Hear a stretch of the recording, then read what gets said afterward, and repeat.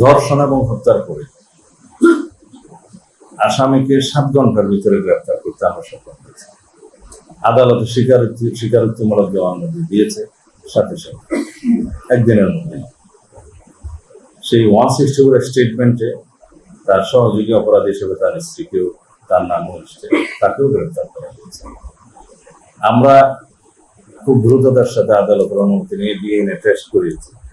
সেই টেস্ট 3 দিনের সময় লাগে, 3 দিনের মধ্যে সেটা সমাপ্ত হয়েছে। রিপোর্ট কালকে বিকেলে জমা হয়েছে। পোস্টমর্টম রিপোর্টটা আমরা হাতে পেয়েছি ইতিমধ্যেই। এগুলো সব একসাথে করে কম্পাইল করে চার্জশিট প্রণয়নের কাজটা কালকে রাতের মধ্যে সমাপ্ত হয়েছে। আজকে দিনে আদালতে সেটা সুপর্দ করা হবে, হয়তো ইতিমধ্যে হয়ে গেছে। এবং আদালত এর মধ্যে ছুটিতে যাবে, আপনারা অনেকে জানেন।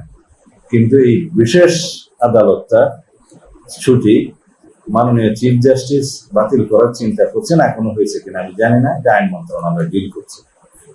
আমরা একজন স্পেশাল পিপি নিয়োগ করেছি শুধুমাত্র এই মামলাটা ডিল করার জন্য। সবকিছু বিবেচনায় আমরা আশা করছি যে আজকের মধ্যে তো চার্জশিট প্রদান করা হবেই, এবং খুব সম্ভবত 5 থেকে 7 দিনের ভিতরে এই বিচার কার্য সমাপ্ত হবে।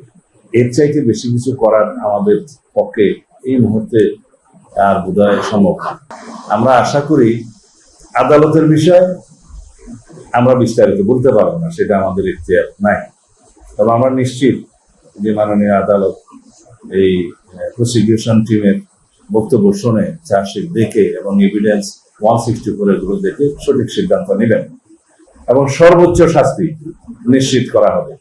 আমরা যেহেতু আদালতের বিষয়টা প্রকাশ্যে বলতে পারি না যে তাকে এই সাজা দেয়া হবে, তবে আমরা এইটুকু বলি যে এই অপরাধীর সর্বোচ্চ সাজা নিশ্চিত করার জন্য যা যা করা দরকার আমরা সেটা আমাদের পক্ষ থেকে করবো ইনশাআল্লাহ।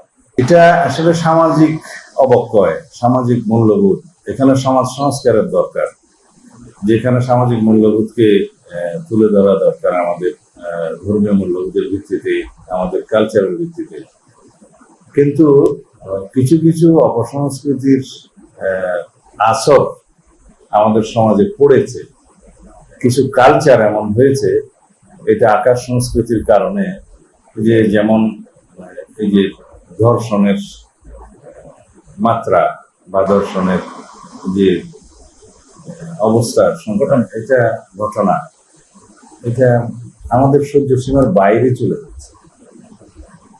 তো আমরা কি করতে পারি? সরকার হিসেবে আমরা করতে পারি যে তার আইনানুগ ব্যবস্থা এবং বিচারিক ব্যবস্থাটা নিশ্চিত করা। আমরা সবচাইতে মনোযোগ এখানেই দিয়েছি যে দ্রুততম সময়ে যাতে অভিযুক্ত বা অপরাধীরা গ্রেফতার হয়। সেই জায়গায় আমরা এই 3 মাসে প্রত্যেকটি ঘটনায় আমরা সফল হয়েছি ইনশাআল্লাহ। আর আল্লাহর রহমতে ভবিষ্যতেও আমরা এই জাতীয় যে কোনো ঘৃণ্য অপরাধে অভিযুক্ত বা অপরাধীদেরকে কোনোভাবেই ছাড় দেব।